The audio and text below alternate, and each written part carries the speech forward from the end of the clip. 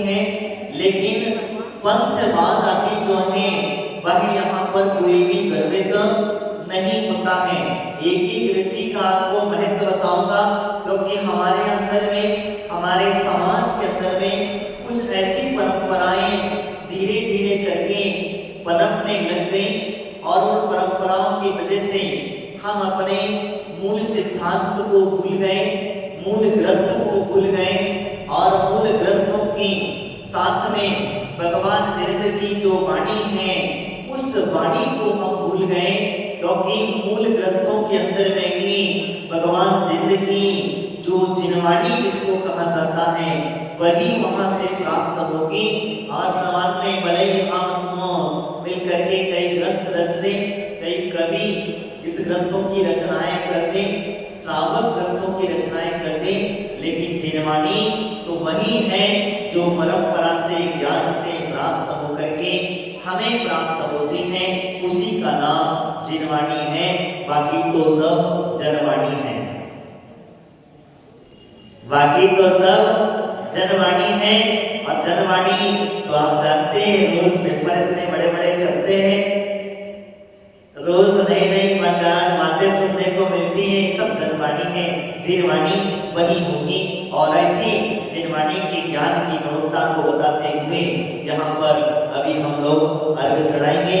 आगे के जो अर्घ हैं वो अर्घ सारे के सारे ज्ञान की वृद्धि, ज्ञान कैसे प्राप्त होता है और ज्ञान किस प्रकार से काम करता है, ये सारा प्रकरण यहाँ पर अभी यहाँ पर मिलेगा। आइए चलेंगे 64 देखो ये लोग बैठे हैं, विधान में नहीं बैठे कोई बात नहीं है, कम से कम हम बाहर बैठ करके भी पूजा सुन सकते हैं। अगर पूजा द्रव्य नहीं चढ़ा सकते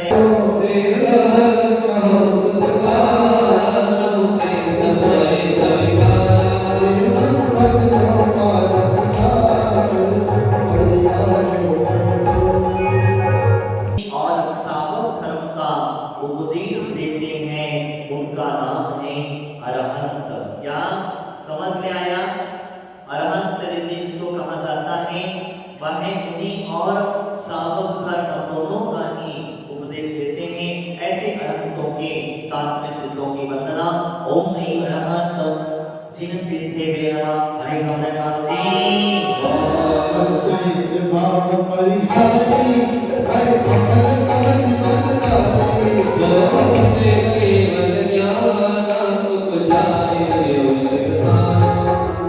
पहले हमने अरहंत का ज्ञान का अर्घ सुनाया, जिसको हम केवल ज्ञान कहते हैं।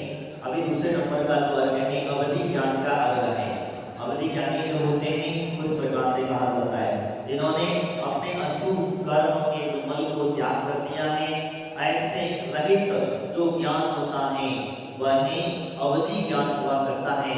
ऐसे अवधि ज्ञानधारी केवल ज्ञान से उत्पन्न के पूर्व के मोक्ष प्रदाता सिद्धों की आराधना करेंगे। ओम एवं जन सिद्धाय नमः। जला दिया गंगा माते ध्यान से समझिएगा। श्राद्ध चारित्र होगा, उन्हीं व्यक्ति को अवधि ज्ञानावरण कर्म रूपी पटल को उखाड़ करके परम अवधि ज्ञान को प्राप्त करता है, यानी कि वह केवल ज्ञान उत्पन्न कराता है। निर्मल चारित्र का मतलब होता है मुनिराज। परम अवधि ज्ञान किसको प्राप्त होता है? मुनिराजों को, क्योंकि उनका चारित्र निर्मल हुआ करता है। इसीलिए उस परम ज्ञान निर्मल ज्ञान के धारी ये चारित्र के धारी मुनिराजों को अर्घ चढ़ाएंगे। ओम ह्रीं परम अवधि जिन सिद्धे नमः। जला दिया गंगा माते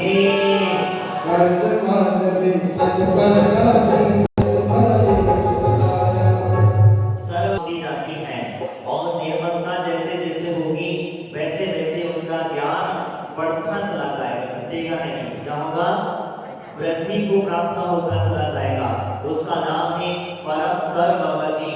ओम ह्रीं सर्ववती जिन सिद्धे नमः। जला दिया गंगा माते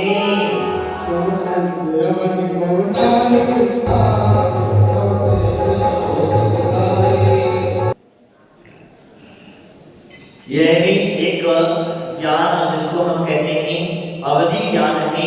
और अवधि ज्ञान में कहते हैं अनंत विधि नाम का अवधि ज्ञान है। और ये अनंत विधि ज्ञान क्या होता है? इसके ज्ञान में द्रव्य, क्षेत्र, काल आदि के परिणाम की अनंत नहीं है, इसीलिए उसके लिए छोटे से रूप में होता है। ये अवधि ज्ञान किसको होता है? मैं आपको बताऊं, चक्रवर्ती को। किसको होता होता है? चक्रवर्ती को, क्योंकि ये ज्ञान क्या करता है? चक्रवर्ती अपने महल से बैठ करके ही वह 6 खंड के व्यवस्था को चलाता है, 6 खंड के सभी चीजों को देख सकता है।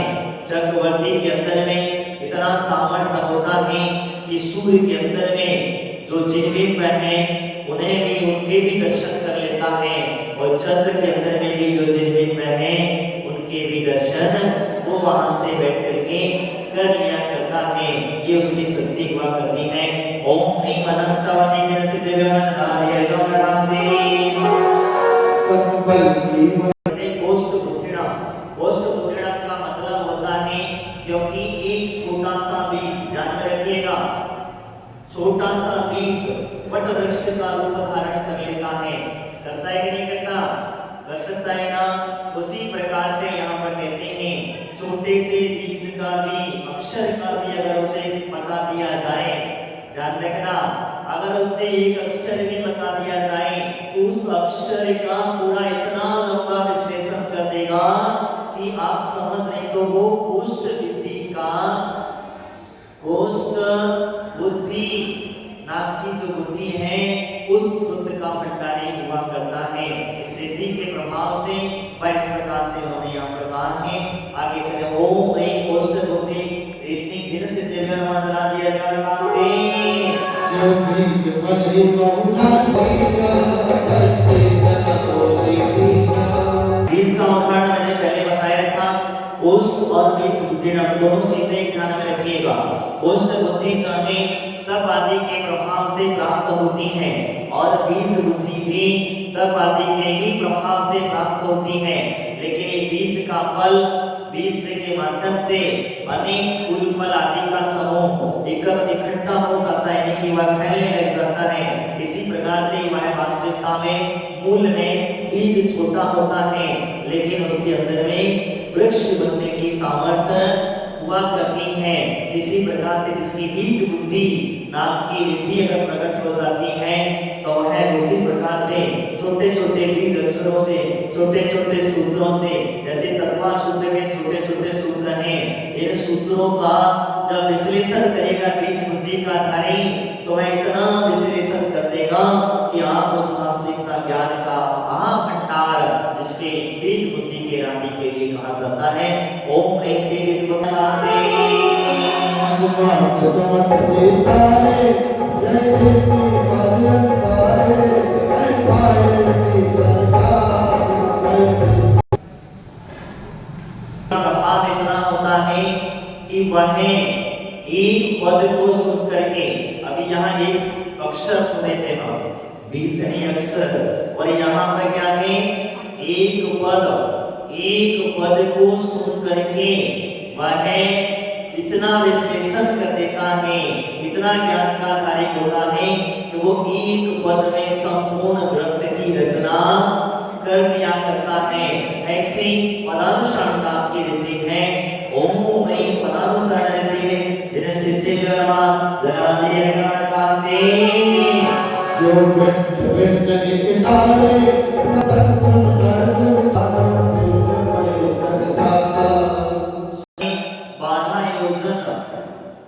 लंबे 12 योजन लंबे 9 योजन चौड़े क्षेत्र में ठहरने वाले चक्रवर्ती की सेना के हाथी, घोड़ा, ऊंट, बैल आदि मनुष्य आदि के अक्षर, ध्यान रखिएगा, सम्मिन शुद्ध रिद्धि का धारी जो होता है वह इन अक्षरों को, यानी कि कौन व्यक्ति क्या बोल रहा है, वह श्रवण करके स्पष्ट कह देगा कि फलाना व्यक्ति फला बात को बोल रहा था।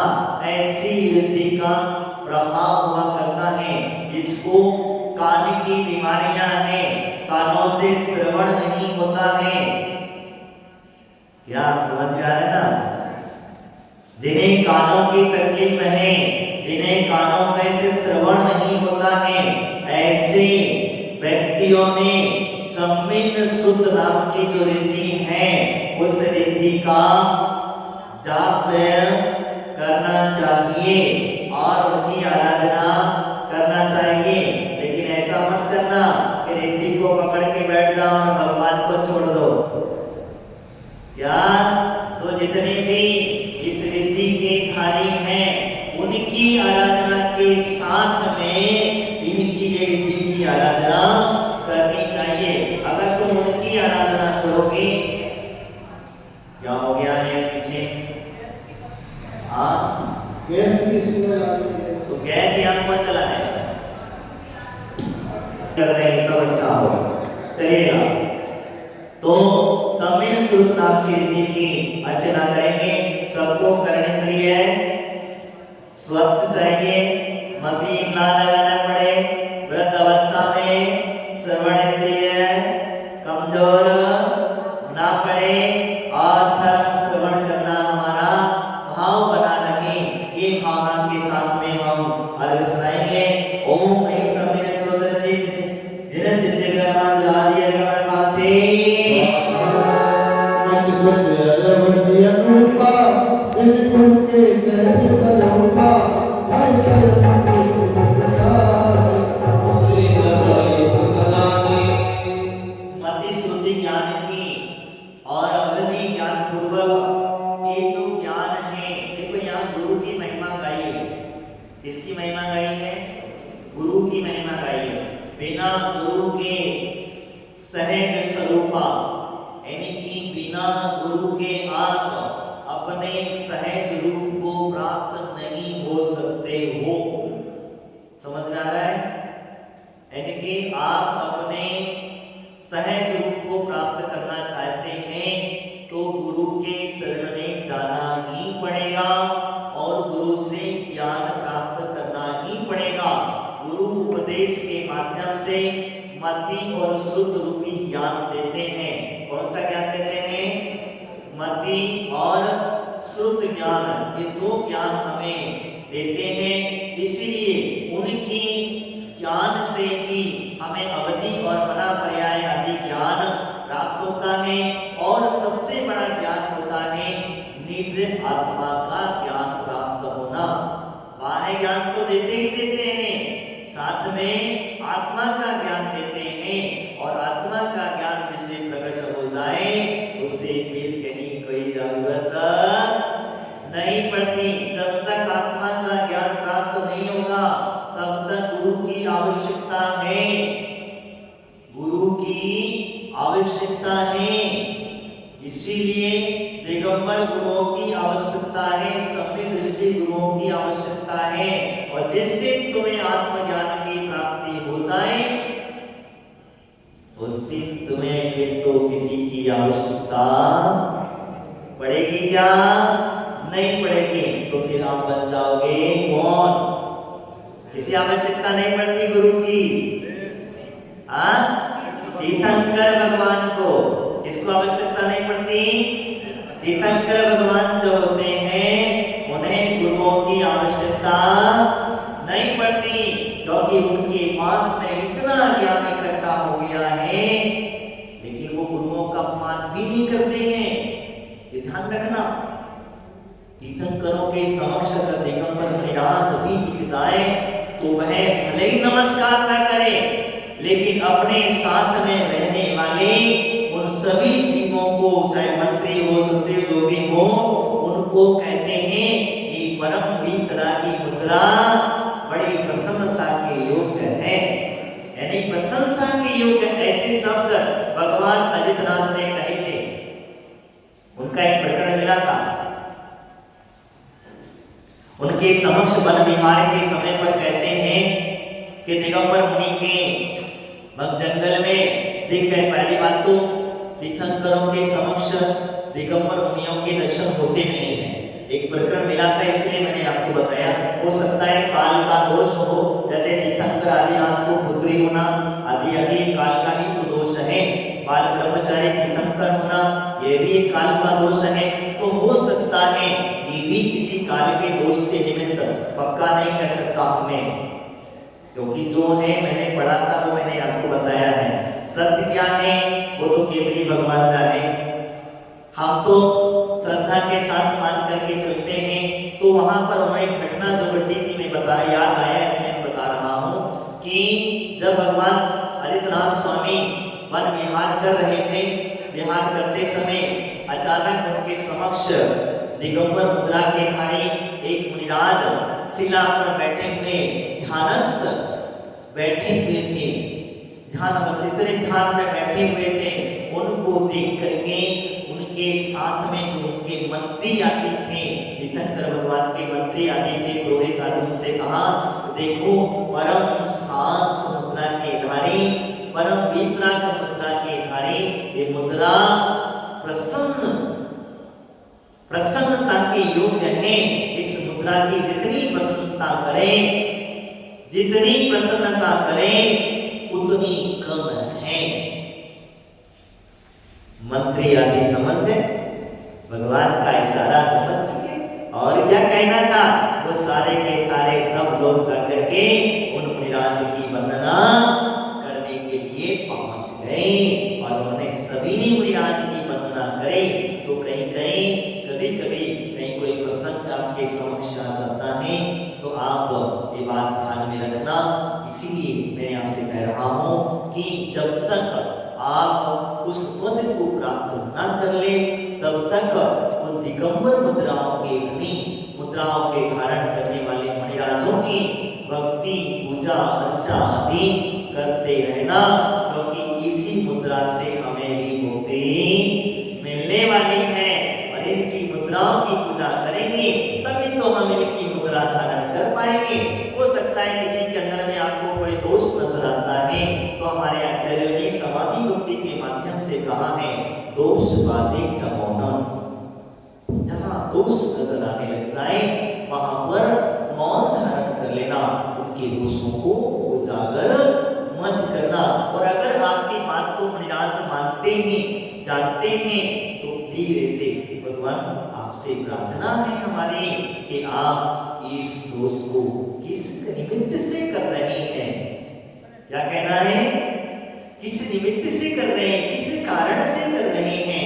तब उनकी बात को समझना, सुनना, और फिर उनसे कहना कि भगवान इसका दोष जो आप कर रहे हैं, जिस निमित्त से भी हो रहा है, इस निमित्त को त्यागें और अपने यथार्थ स्वरूप में स्थित हो, और जिसके निमित्त से वो दोष हो रहा है उस निमित्त को वहां से हटा दें। समझ में आया? या जो निमित्त जिसकी वजह से हो रहा है उस निमित्त को हटा दें, क्योंकि जगत पूज्य जिन मुद्रा है। क्या है? जगत पूज्य जिन मुद्रा है, और जिन मुद्राधारियों की वंदना हमारा कर्तव्य है। आइए आपका आगे चलेंगे, आगे सुनाएंगे। कौन सा? 10वां। ओम ह्रीं श्रीं बुद्धि रिद्धि जिन सिद्धेभ्यो नमः। जलाधिय गम्य कांति जो कार्य पर उपदेशा, जाने सब जान शेषा, जैसे बुद्ध गुणधारी, वैसे कलमों हितकारी। गुरु के उपदेश से व्यक्ति तप धारण करता है। क्या करता है? तप धारण करता है, और वो तप के फल से ज्ञान संयम की वृद्धि होती चली जाती है, और विशेष वृद्धि होती चली जाती है। उस व्यक्ति को प्रत्येक बुद्धि नाम की रिद्धि प्राप्त होती चली जाती है। ऐसा हमारे आचार्य भगवंतों ने कहा है।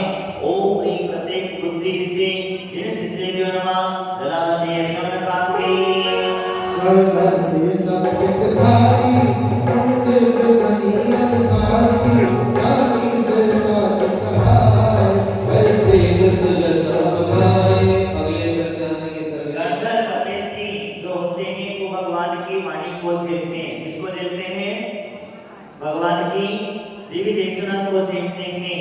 हर कोई व्यक्ति भगवान की दिव्य देशना नहीं झेल पाता है। इसीलिए कहते हैं जो शुद्ध समीप का धारी होता है। कौन झेलता है?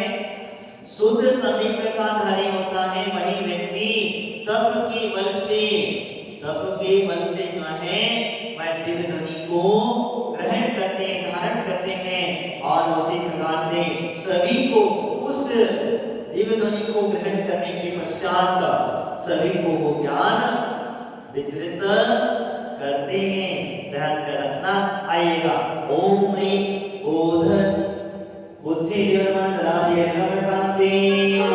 मन योग सरलता धारे उस अंतर वेद उदारे ओम जो अध्याय मन योग की सरलता सबसे चीज देखिए, मन की जितनी सरलता आती चली जाएगी वही व्यक्ति इतना सरल होता चला जाता है तो सामने वाले व्यक्ति के मन की बात को जान लेता है, जिसका नाम है ऋजुमति ज्ञान। क्या नाम है? ऋजुमति ज्ञान। ऐसे ऋजुमति ज्ञान के धनी गाथा के सुनाएंगे। ओम ह्रीं ऋजुमति ज्ञान वृद्धि जिन सिद्धि विमान दिया कर पाते स्वामी समदाता ताते सो विपुल कहाता उपाय भय सुता देखिए, विपुलमति ज्ञान का काम होता है कि सब जीवों के जो है मन में कटु से कटु शब्द, समझ रहा है, कटु से कटु भाव अगर उसके पनप रहे तो सरल भाव को जानता है ऋजुमति ज्ञान है, और जो कटु भाव को जानता है उसका नाम है विपुलमति ज्ञान। कटु भावों को यानी कि वह सबको जान लेता है, उससे कहते हैं विपुलमति मना पर्याय ज्ञान। समझ में आया? यानी इस ज्ञान के रीति की व्यवस्था कही और आगे सुनाएंगे। ओम ह्रीं विपुलमति विद्धि जिन सिद्धि विमान कांति। सुर विद्या को नहीं चाहे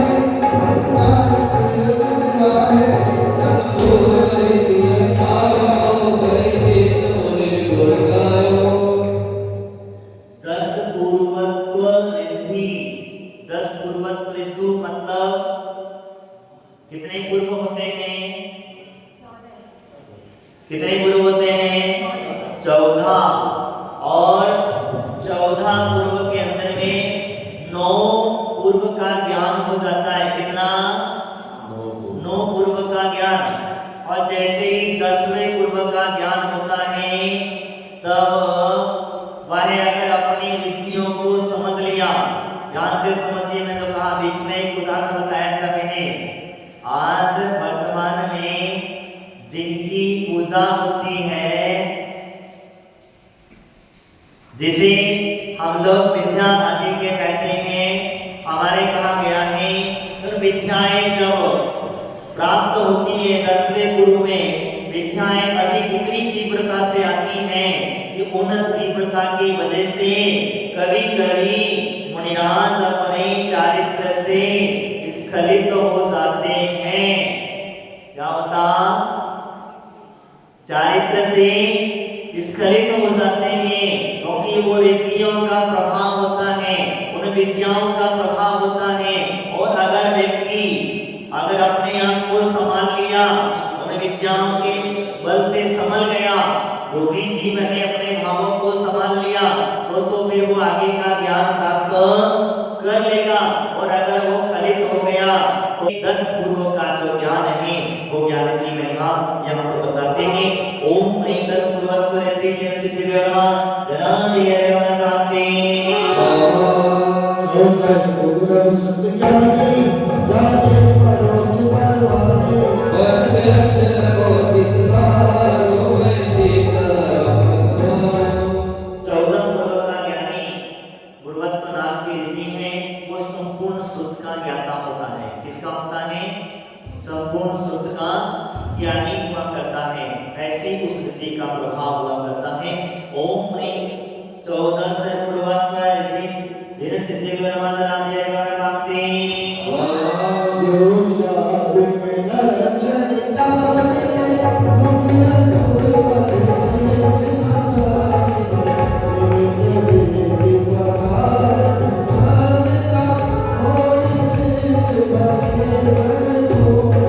दुनिया कितने तुम मानते हो नहीं मानते?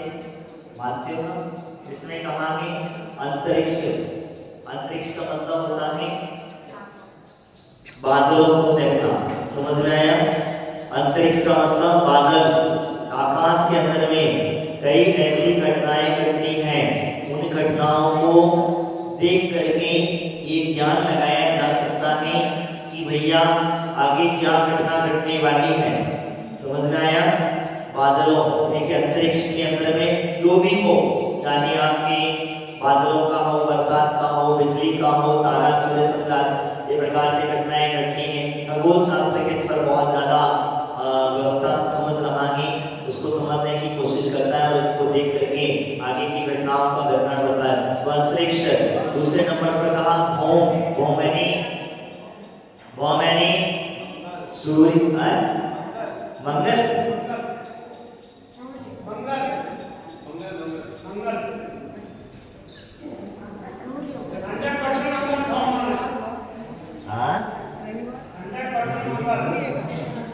मुझे नहीं पता भैया कहाँ भौम यानी कि सूर्य। मंगल पे ना बोल जाओ, हमें मंगल का कोई मतलब नहीं है, हमें दिखता क्या है? सूर्य का ज्ञान होता है और सूर्य को देख करके निमित्त ज्ञानी कह देता है कि ये दिन पूरा कैसे जाएगा। सूर्य का उगता हुआ देख करके निमित्त ज्ञानी ये बता देता है कि आज क्या घटना दुर्घटना घटने वाली है। मध्याह्न का सूर्य, सुबह का सूर्य और अस्ताचल का सूर्य, ये सूर्य को देख करके वह अस्तांग निमित्त का ज्ञानी जो होता है वह बता देता है कि आज ये घटना दुर्घटना, तो ये सारी चीजें कही जाती हैं। अब आगे कहा तीसरे नंबर पर अंग, अंग यानी कि शरीर। अंग पर जो है शरीर के ऊपर कुछ घटनाएं घटती हैं, जिसमें तिल हो, मसा हो, स्वस्तिक आदि हो, इस प्रकार से जो चिन्ह आदि प्रकट होते हैं, इनसे भी ज्ञान प्राप्त किया जाता है। सामने वाले व्यक्ति का भविष्य बता दिया जाता है कि भाई फलाना फलाना व्यक्ति और इस प्रकार से है। इस प्रकार से का स्वर, स्वर का मतलब जो स्वर होते हैं, 3 प्रकार के स्वर चलते हैं। हाँ, ये 3 प्रकार के स्वर चलते हैं।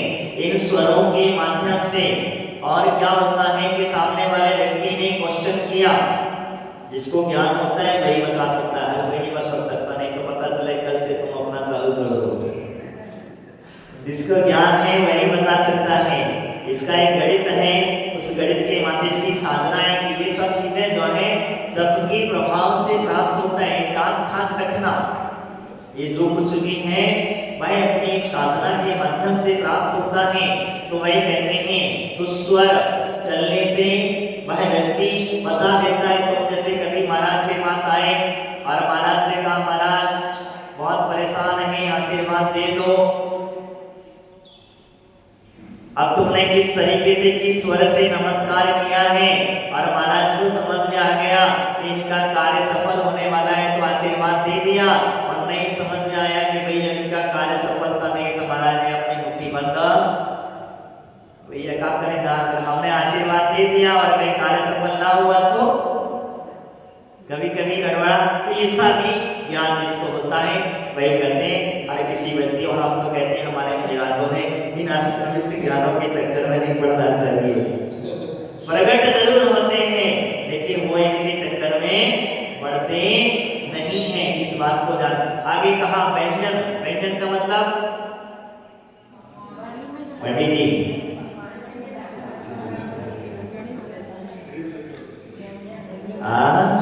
शरीर में छोटे छोटे, शरीर में क्या होता, छोटे छोटे चिन्ह जो है वह उभरने लग जाते हैं। उन उभरों चिन्हों को देख करके उसको व्यंजन कहा जाता है। इस प्रकार से लक्षण, कितने लक्षण है तुम्हारे अंदर में पता है? भगवान के होते हैं, तुम्हारे कितने हैं? एक आध लक्षण बता दो। अरे तो फिर क्यों कहावत में दूध के पांव पालने में दिख जाते हैं? जब बच्चा बालक जाए पालने में सो रहा होता है तो उसको देख करके जिससे लक्षण का ज्ञान होता है उसे देख करके कह देता है कि बच्चा आगे भविष्य में क्या बनेगा। इन लक्षणों का चिन्ह, चिन्ह क्या चीज है पंडित जी? हाथ पे स्वप्न, सॉरी हाँ, चिन्ह स्वप्न इसको कहा जाता है। इनकी जिस प्रकार से स्वप्न आदि जो है, अब किसी को कोई स्वप्न आदि पड़े हैं तो ये स्वप्न आदि के माध्यम से वह भी बताया, लेकिन वो स्वप्न कैसा पड़ा है इसके ऊपर डिपेंड होता है, इस समय का स्वप्न है उसके ऊपर डिपेंड होता है। और सबसे बड़ी बात ये है कि वह स्वप्न आप कहीं सोच करके तो नहीं सोए हो, और वात पित्त कफ ये तीनों नाड़ियों को भी देखा जाता है, ध्यान रखिएगा, या तब जाकर के उस स्वप्न का सही सही ठीक अर्थ ज्ञान कराया जा सकता है। ये 8 निमित्त ज्ञान मैंने आप लोगों को बताए, और ऐसे महानिमित्त के ज्ञानी वह ये ज्ञान ऐसे रिद्धिधारी विराजों को अपने आप स्वयं प्राप्त हो जाते हैं।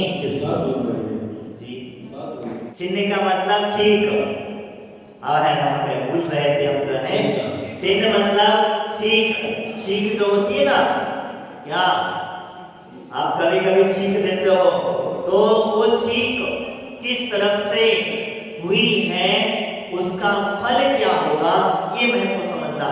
रावण को सम्मुख छीक हुई थी, क्या हुआ था? रावण को सम्मुख छीक हुई थी, और वो छीक वह उसको संकेत दे दिया था कि इसकी मृत्यु का संकेत आया है। रावण को ये 8 के 8 ज्ञान था, लेकिन कहते हैं कि विपरीत विनाश काले विपरीत बुद्धि, जब व्यक्ति का विनाश काल आता है तब व्यक्ति की विपरीत बुद्धि हो जाती है। इतना सब कुछ ज्ञान होते हुए भी वह व्यक्ति आगे बढ़ गया। ऐसे कई संपूर्ण है, पद्म पुराण के अंदर में वर्णन मिलता है उसका, पद्म पुराण के अंदर में पूरा वर्णन इसका मिला है, लेकिन वह आगे बढ़ गया, उसने सत्वों के ऊपर ध्यान नहीं दिया। अगर वो निमित्त ज्ञान के अगर ज्ञान निकाल था लेकिन ध्यान दे लेता तो शायद उसकी मृत्यु नहीं होती, यही व्यवस्था होती है। तो कुछ ऐसी बातें हैं जिन बातों को जान करके हम व्यवहारिक काम में रहते हैं, लौकिक कार्यों को करते हैं, और करते समय इन 8 निमित्त ज्ञानों का ज्ञान व्यक्ति ने करना चाहिए, जानना चाहिए, अपने कार्य की सिद्धि आदि के लिए, किसी से पूछने के लिए नहीं, मतलब किसी को बताने के लिए नहीं, स्वयं के लिए। इसीलिए पूरे बुजुर्गों को ये ज्ञान जरूर होता था। बूढ़े बुजुर्ग जो होते थे वो बूढ़े बुजुर्गों को ये सब चीजों का हल्का फुल्का ज्ञान तो जरूर करते थे, और इसीलिए वो अपना कार्य इस प्रकार से कर लिया करते थे। आइए हम लोग भी, हम सबको अष्टांग निमित्त ज्ञान प्राप्त हो, लेकिन स्वयं के लिए हो, दूसरे के लिए ना हो। इन भावना के साथ आइए हमारे वचन आएंगे। ओम ह्रीं अष्टांग निमित्त रिद्धि सिद्धि बहुत विधि अनुवाद मिले से जो प्रभाव भई, जिस प्रयोजन सिद्ध सदहि मोसे विक्रिया रिद्धि, जितने देव बैठे हैं सब स्वर्ग से विक्रिया रिद्धि से मनुष्य पर्याय में आ गए हैं। जाके जी सोदर मित्र की रिद्धि लेकर के आया हो ना, क्या इन देवों के पास में रिद्धियां होती हैं, अणिमा, महिमा, लगिमा, गरिमा आदि बहुत सारी 8 प्रकार की रिद्धियां होती हैं। इन 8 रिद्धियों के देवता जो हैं वो धनी हुआ करते हैं, और इसीलिए वो कहीं भी चले जाते हैं, कहीं भी पहुंच जाते हैं, और अपने द्रव्य की बहुत उत्कृष्ट से उत्कृष्ट भक्ति किया करते हैं। भगवान के समक्ष पूजा पाठ आदि में इस द्रव्य को अर्पण किया करते हैं। जैसे हमारे दंपति कुबेर संजीव जी बैठे हुए हैं, एक कुबेर का खजाना लेकर के बैठे, देखो इनके पास में वृद्धि है, जैसे बात करना है इनको करना क्या है, हाँ, इन्हें किसी से कुछ मांगना नहीं है, किसी से पूछना नहीं है, किसी से कुछ नहीं करना है। क्या करना है? हाथ करना है, और वो सारी सामग्री अपने आप प्रकट हो जाती है। ऐसी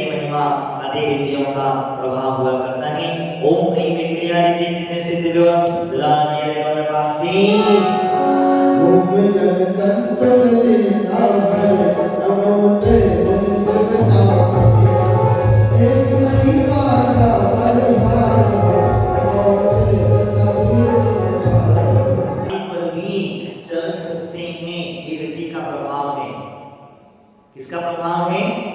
जिनके मुनिराजों के शरीर में अगर वो रिद्धि प्राप्त हो जाए तो तो बात सारे सीधे कहते भूमि जल आदि की बात अलग है। मकड़ी का दाना, मकड़ी का तार होता है ऐसा, उसके ऊपर भी चल सकते कि उसको भी बाधा नहीं होगी। ऐसा रिद्धि का प्रभाव यहाँ पर कहा है। ओम ह्रीं विजहारा रिद्धि जनस्ति गणादि रमणकांते जग पर तो हाथ लगा वही करे पवन बजाए आए महामुनि गायो मेरा पृथ्वी से 4 अंक ऊपर चलते हैं। कौन से रिद्धिधारी के बिना? 4 रिद्धिधारी का है। वह 4 अंक जमीन को कभी स्पर्श नहीं करते। इसी वजह से तीर्थंकर भगवान को जब केवल ज्ञान आदि हो जाता है तभी वो 4 बोल अधर भाग करते हैं। वो आपके कमल से, सिंहासन से, किसी से भी स्पर्श का नहीं होता है। इसीलिए वो चारण गति का प्रभाव हुआ करता है। ओम ह्रीं से चारण गति में जैसे जलादि रमणकांते अब समान चले आकाश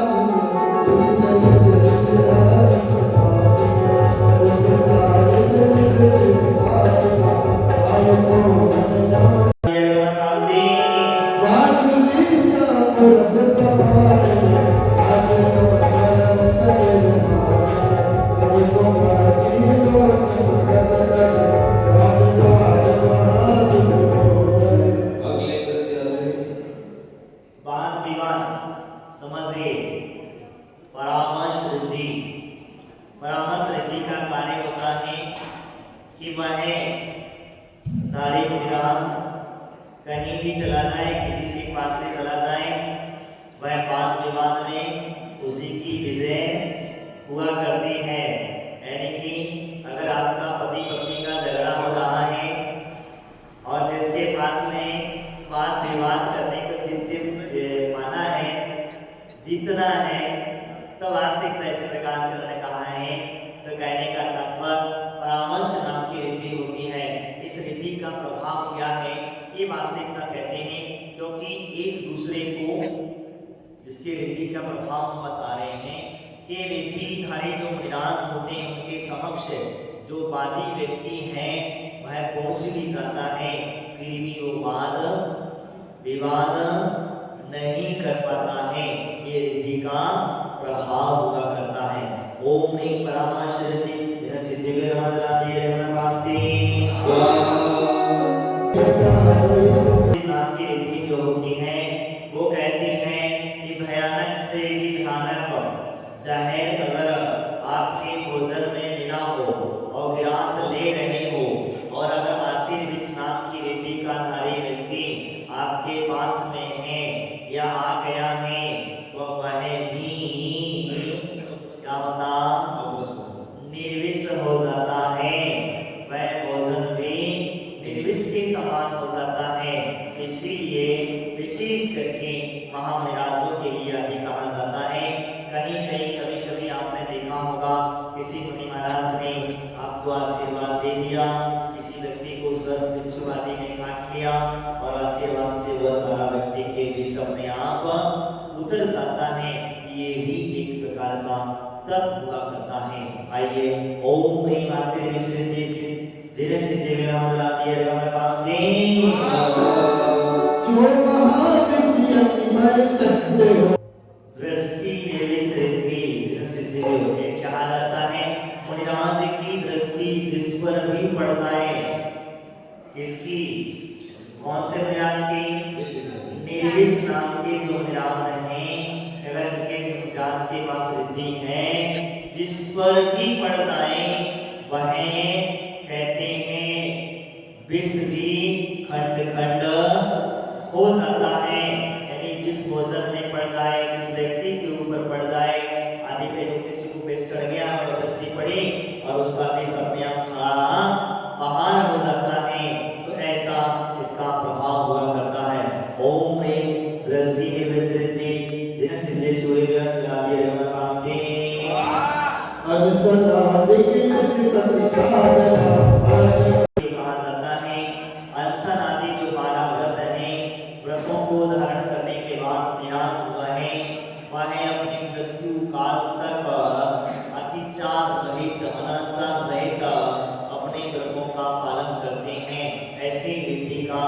प्रभाव हुआ करता है। ओम ह्रीं उग्र तपरिति जनस्ते विराजनादि रंगकांते बढ़ती उग्र तपस्या करते हैं और तपस्या करते समय भी उन्हें उनका किंचित मात्र भी अनुभव नहीं होता। हम भी तपस्या करें ये तो हमें भी दुख का अनुभव नहीं होगा। इस प्रकार से कहा जाता है ओम ह्रीं दीप्त तपरिति जनसिद्धेभ्यो नमः हरिहं नमामि। अंतराय बड़े बाप कितनी अच्छी बात है। तुमको तो दुख होता है, क्या होता, टेंशन बढ़ जाती, महाराज अंतराय हो गया। लेकिन मणिराज कहते हैं मेरा अंतराय हुआ है तो वो अपने आप को बहुत उत्सव मनाते हैं। हाँ क्या हुआ, किसका उत्सव मनाया? अंतराय कर्म का उत्सव मनाया। बताओ यहाँ तो दुखी होने की बात है तो वहां क्या उत्सव मनाते, आनंद मनाते? हाँ भैया क्यों मनाते हैं? तो कहते हैं भैया एक कर्म और मुझसे विदा हुआ, जल्दी उदय में आ गया अंतराय करके। और अंतराय पे अंतराय अंतराय पे अंतराय अंतराय पे अंतराय होता चला जाए तो तभी उनका उत्सव जो है खत्म नहीं होता है। आत्मबल क्योंकि वो जानते हैं कि भैया भोजन शरीर कर रहा है और शरीर को कितना भी खिलाओ ये भास्कर पुष्ट होने वाला नहीं है। इसको मैं जितना तपाऊंगा उतना ही मेरी आत्मा में विशुद्धि बढ़ती चली जाएगी। क्योंकि भोजन करने से निद्रा आती है और भूखा रहने से भगवान का वजन अच्छा होता है। होता कि नहीं होता? संदीप जी मन लगता ना ध्यान करने में, सामायिक करने में? जितना खाली पेट हो तो है ना उतना ही लेना जितना शरीर चल सके। शरीर को आलस और प्रमाद पूर्ण करने के लिए भोजन उतना मत देना।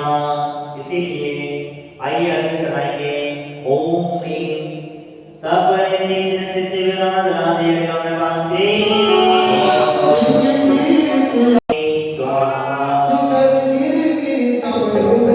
पर्वत के ऊपर सर्दी के दिनों में नदी के किनारे, बरसात के दिनों में वृक्ष के नीचे बैठ करके तपस्या करते हैं। इसका नाम है घोर तप, यानी घोर तप नाम का तप करते हैं। और उन्हें किंचित मात्र भी या दुख का अनुभव नहीं होता। ऐसे पैसे के धनी निराश हुआ करते हैं। इसीलिए हे भगवान हमें तो ज्यादा कुछ नहीं चाहिए, हमारी कुर्सी छूट जाए, हम भगवान के पूजा में जब तक बैठे तब तक बढ़िया आराम से नीचे बैठ करके एक आसन से बस आपकी पूजा कर ले। इतना भी अगर हमें बल मिल गया तो समझ लेना आपका जीवन धन्य हो गया। क्योंकि ये वास्तविकता मैं तो पूरा मत मानना नहीं तो, क्योंकि आजकल कुर्सियों का जमाना है, थोड़ा फैशन भी हो गया है। तो हमें फैशन को नहीं देखना है, हमें अपने शरीर को देखना है। ध्यान रखिएगा, शरीर को ध्यान में रख कर के भी कभी कभी कुछ क्रियाएं की जाती हैं, इसमें किसी प्रकार का वो नहीं है। लेकिन राजमार्ग ना बनाएं, क्योंकि कभी कभी हम लोग देखते हैं नए नए युवा पीढ़ी भी हमारे कुर्सी पर बैठ करके भगवान की पूजा जाप आदि करते हैं। ठीक है, वृद्ध है, नहीं बैठ सकते, कोई पीड़ा है, तकलीफ है, उनके लिए तो ठीक है, भगवान ने भी कहा ठीक है भैया तुम्हारी परेशानी है। लेकिन जिनको बैठ भी सकते हैं उन्हें हमेशा जमीन पर भी बैठ करके स्थिर होकर के ही भगवान की पूजा अर्चा करना चाहिए। आइए हमारे भी घोर तप प्राप्त हो ऐसी भावना के साथ आइए आगे चलाएंगे। ओम ह्रीं घोर तपरिति जनसिद्धि विराजनादि रंगकांते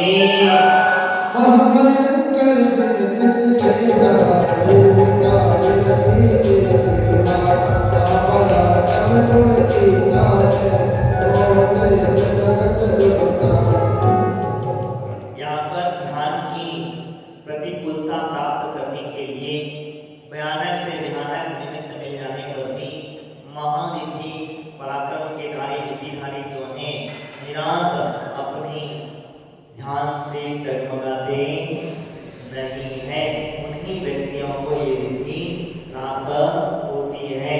आज तनक सा 5 मिनट आके बंद क्या करा दे, जब देखो आपका पूरा घर परिवार देखने लग जाएगा, क्या होता। हाँ, तो इसीलिए ऐसी भावना ऐसा बल प्राप्त हो कि हमें संसार की वस्तुएं ना दिखते हुए उस परम पिता परमात्मा की ही आराधना होती रहे।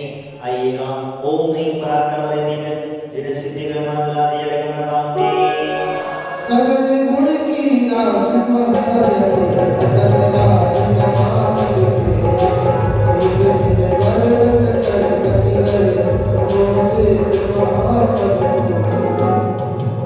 महान गुणों के धनी हुआ करते हैं, उनके पास में गुण ही गुण हुआ करते हैं, ऐसी घोर गुण रिद्धि का प्रभाव हुआ करता है।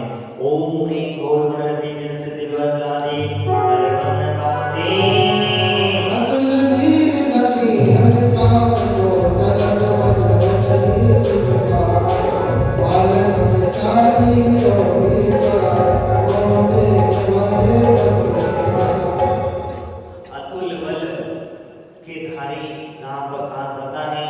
अतुल बल का मतलब होता है अपनी ब्रह्मचर्य व्रत को धारण करना, क्योंकि उसी से ही बल मिलेगा, बाकी का बल आपको कहीं से प्राप्त होने वाला, क्योंकि जितना भी बल हमारा हम निर्बल होते जाते हैं उस ब्रह्मचर्य के व्रत के आगे हमारा व्रत नहीं होता है तो हम निर्बल हो जाते हैं, और अगर व्रत होता है तो हम बलवान हो जाते हैं। इसी वजह से हमारे आचार्य ने कहा कि व्यक्ति बचपन में 20 तक 25 तक ब्रह्मचर्य का बाल ब्रह्मचर्य होता है। क्या होता है वो? बाल ब्रह्मचर्य।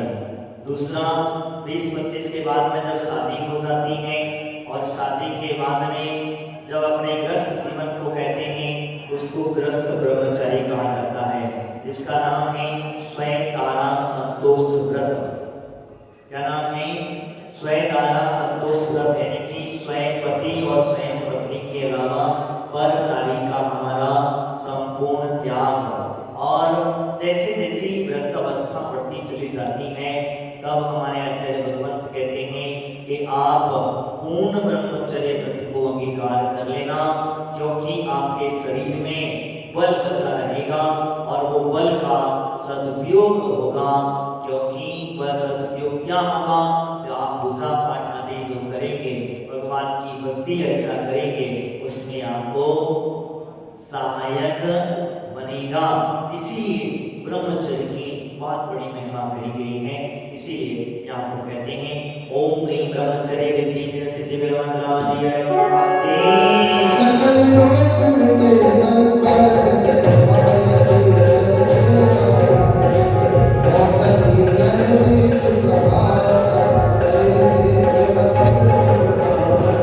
देखिए हटाना है, याद रखिएगा।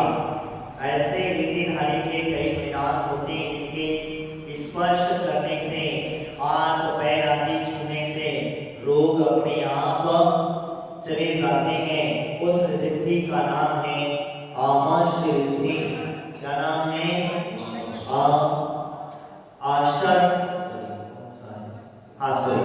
औषधि, जिसको कहा जाता है औषधि नाम की रिद्धि है। ऐसे लिए तो हम कभी भी महाराज के पैर आदि छूते हैं तो गुरु स्वर में और हमारे विनाश में आशीर्वाद देते हैं, तो तुम लोग क्या कहते हो? महाराज पिंची लगाओ। अब पिंची में कौन सा आशीर्वाद है बताओ? मैंने बहुत कई बार इस बात पर कुछ बहुत चिंतन किया। कई बार कहते महाराज पिंची लगाओ। भैया हमारी पिंची में क्या है? तुम्हें क्या दिख रहा है इसमें? बताओ। इससे आशीर्वाद नहीं होगा। आशीर्वाद तो हाथ का ही मिलता है, और गुरुओं का हाथ हमारे सिर पर जब पड़ जाता है तो अपने शरीर की रोग अपने आप विश्वास होना चाहिए। मैं आपको हमेशा कहता हूँ विश्वास आपके अंदर होना चाहिए। मैंने कई बार हमारे पूज्य गुरुदेव के आशीर्वाद कहते हैं उनको शायद आशीर्वाद नाम की जो रिद्धि थी औषधि नाम की, जब कभी भी हमें कोई पीड़ा होती थी कोई तकलीफ होती थी हम उनके चरणों में पहुंच जाते, महाराज से धीरे से कह देते थे महाराज सिर दुख रहा है क्या करना है, इधर पता नहीं उनका क्या लाड, तेरा सिर दुख रहा है सिर दबा देता, और पता नहीं 2 मिनट में ऐसा सिर पूरा गायब। ये उनकी वास्तविकता हाथों का एक प्रभाव हमें, बस उन्होंने कुछ नहीं करना है हाथ फेरना है। मैंने कहा देखो इसी, और कभी उन्होंने अपने रिद्धि सिद्धियों का प्रयोग नहीं किया, कभी किसी को बताया नहीं, कभी कुछ कहते नहीं थे, बस वह था उन्होंने बस हृदय से। यही कारण होता है चाहे कोई भी हो उनके मन में हृदय से, अगर आपके हृदय की भावना से अगर सिर पे अगर हाथ रख दिया है ये विश्वास कर लेना, लेकिन शर्त इतनी है कि विश्वास होना चाहिए।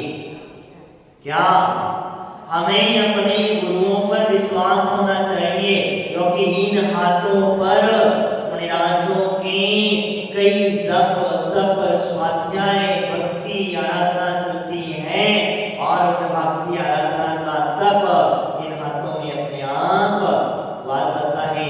इनसे मांगने की जरूरत नहीं पड़ती है, बस इनकी सेवा करने की आवश्यकता होती है। और जो व्यक्ति हृदय से सेवा करता है उसे व्यक्ति को कहीं कोई मांगने की आवश्यकता नहीं पड़ी। हमने कुछ गुरुदेव के बारे में मैं आपको एक बहुत अपने जीवन की घटना बताता हूँ। मैंने कई बार कहता हूँ कि मैं सिर्फ मन में सोचना, क्या कोई भी बात हो सिर्फ मन में सोचना, अच्छी हो या बुरी बात वो कभी बताते नहीं थे, लेकिन अच्छी बात कभी भी बता दिया करते थे।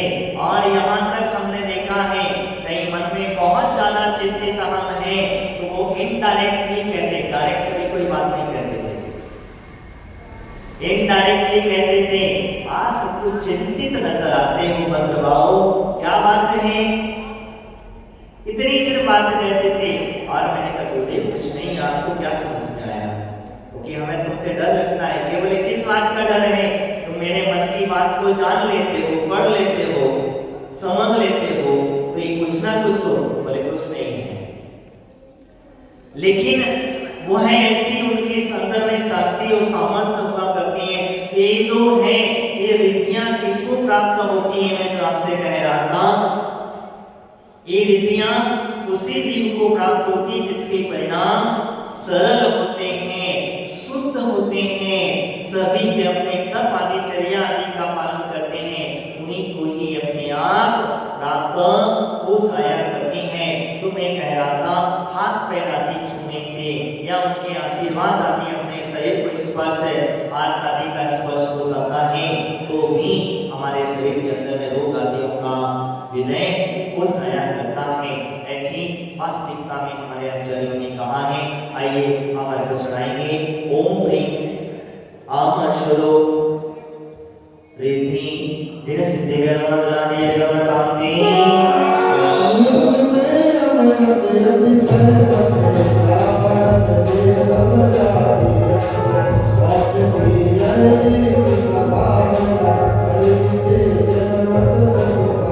समझाई वास प्रिय बीड़ौषधि नाम की रिद्धि अगर प्राप्त हुई है तो कहते हैं उनका मूत्र का भी स्पर्श अगर हमारा गलती से हो जाता है तब भी हमें हमारे शरीर के रोगों की शांति हो जाती है।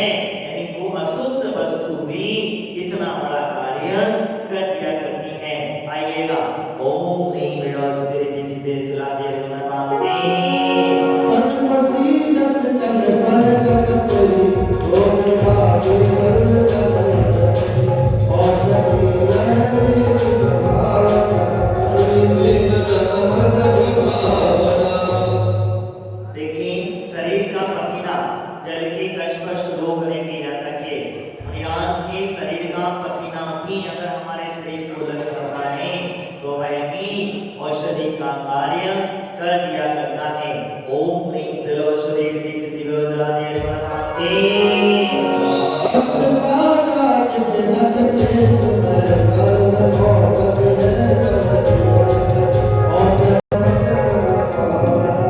देखिए सर्वौषधि नाम की रिद्धियों का यहाँ पर वर्णन चल रहा है और इन औषधियों की व्यवस्था पेश आती है। सर्वौषधि जिसको कहा जाता है हाथ पांव नख नाखून बाल आदि संपूर्ण शरीर के स्पर्श से भी सभी रोग नष्ट हो जाते हैं। अगर मुनिराज का हाथ लग जाए, मुनिराज का पांव लग जाए, मुनिराज का नाखून लग जाए, मुनिराज के बाल आपको प्राप्त हो जाए तो संपूर्ण शरीर के स्पर्श मात्र से भी आपके शरीर के रोगों का नाश हो जाता है। ऐसे सर्वौषधि नाम के रिद्धि का प्रभाव कहा जाता है। ओम ह्रीं सर्वौषधि रिद्धि जिन सिद्धि विरमादि नमकांते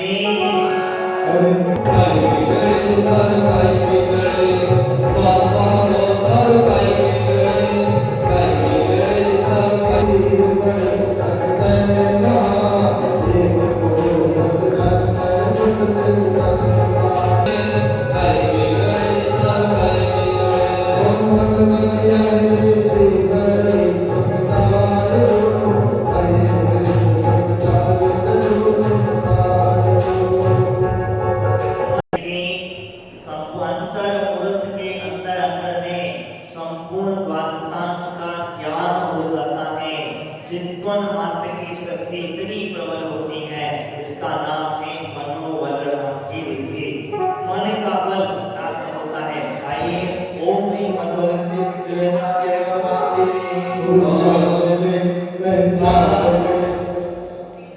संसार किसी का तब निकले प्राण पावन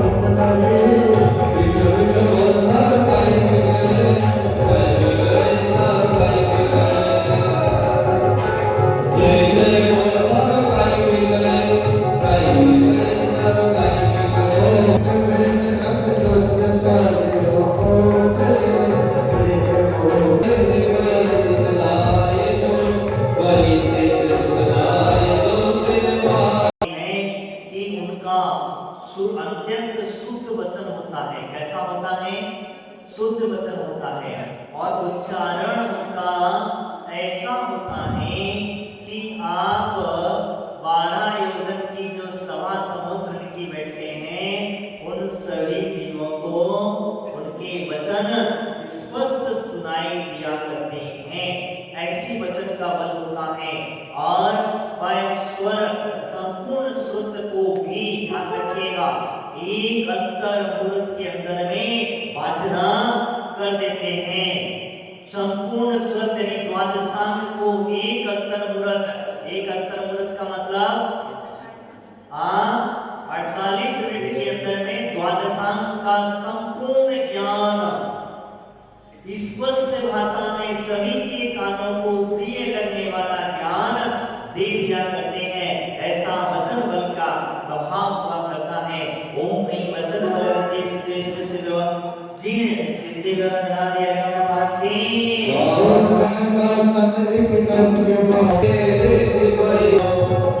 ह्रीं काय बल रिद्धि जिन सिद्धि बना दिया गया पाती ओम ह्रीं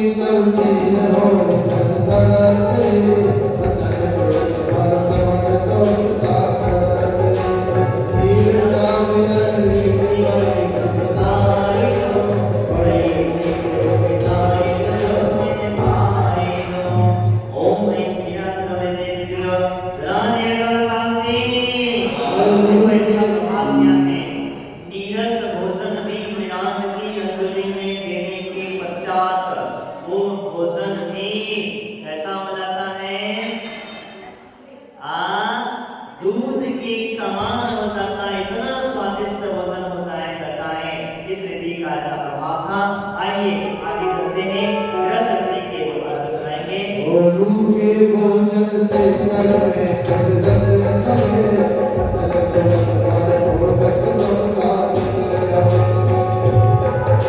आपने विनाश की अंजलि में दिया है तो वो भोजन भी घृत के स्वाद के समान, जैसे घृत से बल आदि मिलता है ऐसा बल हमें प्राप्त उस रीति के प्रभाव से हो जाया करता है।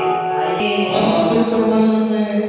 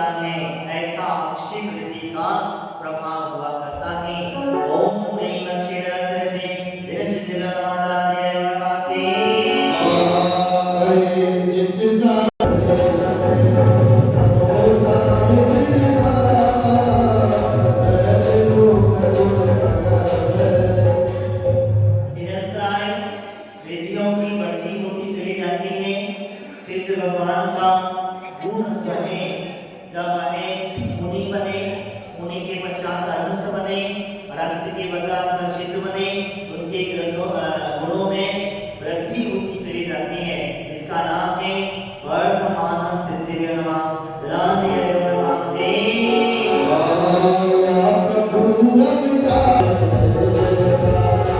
या प्रभु लगता सजदा सजदा सजदा रोज़े परवारी। राग देश आदि परिणाम अंतरंग मूल परिणामों को नष्ट करके अरहत वर्षित अवस्था पद को प्राप्त करना ही इस रिद्धि का प्रभाव हुआ करता है। ओम ह्रीं अरहंत सिद्धि विरमण नादि अरहंते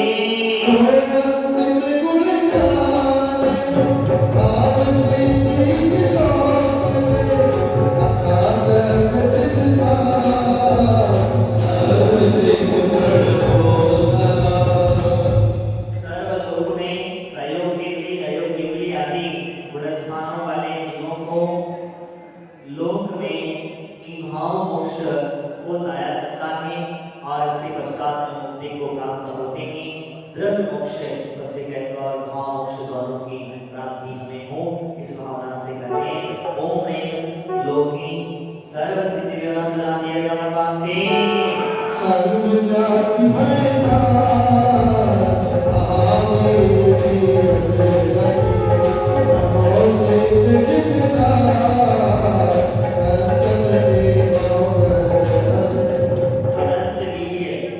अनंत वीर्य का मतलब होता है आप सर्व शत्रुओं के भय से रहित और समस्त दुखों से रहित हुआ करते हैं।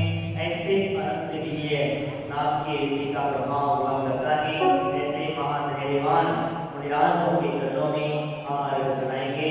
ओम ह्रीं भय विघ्न ओम ह्रीं भय विघ्न सकल महावीर वर्तमानाय नमः दलादि अरगम पाप्ति छाय विसरिया इजवावी अति कथा इस जय जय को इस लोक कबरी मन वचन काय की योग्यता योग को जहे एकाग्रता पूर्वक आत्मा के स्वभाव में स्थित होकर के वह चपक श्रेणी आदि को चढ़ता है। ऐसे सिद्ध योग को प्राप्त करता है। इसका नाम है योग। ध्यान रखिएगा वो योग दूसरा नहीं है, यहाँ योग लगाना सिद्ध अवस्था प्राप्त करने वाला। ओम ह्रीं योग सिद्धि विरमण नादि अरहंते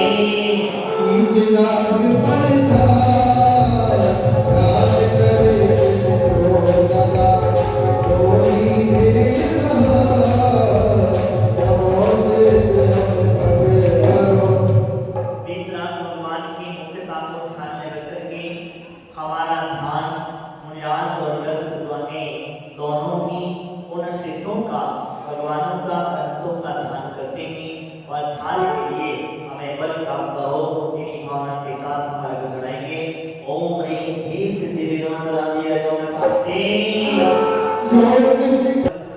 तीनों लोगों के शिखर में मोक्ष को प्राप्त कर लेने वाले भगवान सिद्ध भगवान अचल विराजमान हो जाते हैं।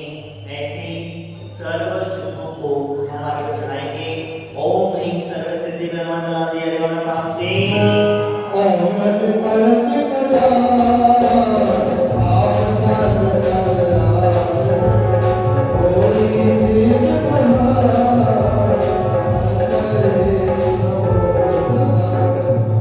हो ऐसी हम भावना पाते हैं। आप लोग नित्या पैकंपा आदि 64 कृतियों की जाप मतलब पाठ करते हो, उसमें एक शब्द आता है क्या लास्ट में स्वस्ति क्रियासु परमस्य योना, यानी कि हे भगवान मैं वास्तविकता में आपकी भक्ति करने के प्रभाव से जो है सभी जीवों का कल्याण करने की भावना खाता हूँ। क्या खाता हूँ? स्वस्ति यानी मंगल हो दे, इस प्रकार से कहा सकता है तो सभी जीवों का कल्याण हो, ये सभी की भावनाएं होना चाहिए। हम उसी प्रकार से यह रिद्धियों का प्रभाव होता है। उन रिद्धियों से प्रभाव प्रार्थना नहीं करते, हम उन रिद्धिधारियों से प्रार्थना करते हैं। किससे करते हैं? हम रिद्धियों से प्रार्थना नहीं करते, हम तो उन रिद्धियों के थारी जो हैं उनसे प्रार्थना करते हैं। हे भगवान, हम सभी का जीवन मंगलमय हो, ये भावना के गाते हुए अर्घ सुनाएंगे। प्रति तेरा पता है और पावन ना। ओम ह्रीं स्वस्ति सिद्धि विनाशाय अर्घ पावते। तीन लोक के फूल सर्वोत्तम प्रभुदाय, निज संग भारि लघु, निज पद पूजा भावयुक्त। तीनों लोकों में पूज्य सर्वोत्तम सुख को देने वाले वो अनंत अनंत सत्परमेश्वरियों के चरणों में हम लोग यहाँ पर अर्घ सुनाएंगे। ओम ह्रीं हरः सिद्धि विनाशाय अर्घ पावते। लोकोत्तम परिधान, निज पद पूजन करो, आगे सिद्ध महान, सर्वभूत अरहं ओम ह्रीं हरः सिद्धि विनाशाय अर्घ पावते। परम धर्म निज सार, परम पद पाहि, कोई धर्म अपार, पूजन संपद दीजिए। ओम ह्रीं परम सिद्धि विनाशाय अर्घ पावते। सर्व सिद्धि नवनीति, वेद भय कृत हो, निज पद साधन से, ओज परि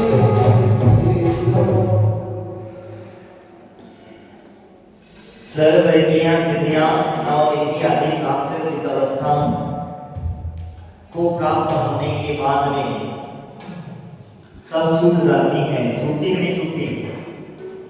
हाँ, सब रिद्धियां सब सिद्धियां सब यही की यही सूख जाती हैं, लेकिन इनको प्राप्त हुए बगैर हमारी सिद्धि भी नहीं होती है।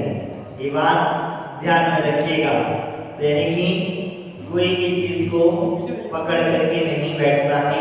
कहने का तात्पर्य इतना ही है, संकेत देता है कि हम किसी भी वस्तु को, किसी भी द्रव्य को, किसी भी जीव को पकड़ करके ना रहें, क्योंकि स्वतंत्र रहें और सबको छोड़ करके हमें मोक्ष को जाना है। इन्हीं भावना के साथ आइएगा। ओम ह्रीं परम सिद्धि विनाशाय अर्घ पावते।